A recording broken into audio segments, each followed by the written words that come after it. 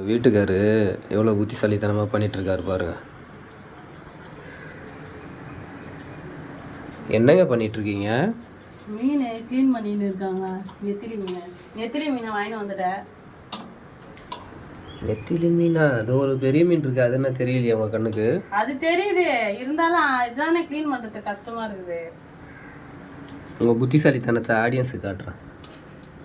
இங்கே பாருங்க, எங்கே அது? இங்கே பாருங்கள், பாலோடு போட்டு வச்சுருக்காங்க. அடா இது வேறு சரியாக தெரிய மாட்டேங்குது ஃபோக்கஸில். பாலோடு போட்டு வச்சுருக்காங்க. அதோட டீட்டெயில் என்னென்னு நம்ம கேட்டு தெரிஞ்சுப்போம் இந்த மாஸ்டர் கிட்ட. மாஸ்டர் சொல்லுங்க, என்ன வாளோட போட்டு வச்சுருக்கீங்க? சில பேருக்குலாம் வந்து அது தெரியாதுங்க.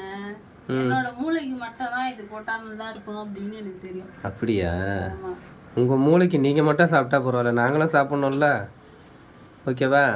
உங்களுக்கு ரொம்ப அறிவு மூளையிலேருந்து பொங்கி காது வழியாக ஊற்றுது. ஓகேவா? அந்த வாழை கட் பண்ணி போடுங்க. அறிவுன்றது கொஞ்சமாவது இருக்கணும், புரிஞ்சுதா? உங்களுக்கு இந்த அறிவுலாம் யார் சொல்லி கொடுத்தது? எங்கள் அப்பா. அப்பாவா? பரவாயில்ல, அவருக்கும் நல்ல பேர் வாங்கி தரீங்க. அந்த பேர் வச்சு அவரும் பெருமைப்படுவார். ஆமாம், எனக்கு ஒரு யோசனைங்க. சொல்லு.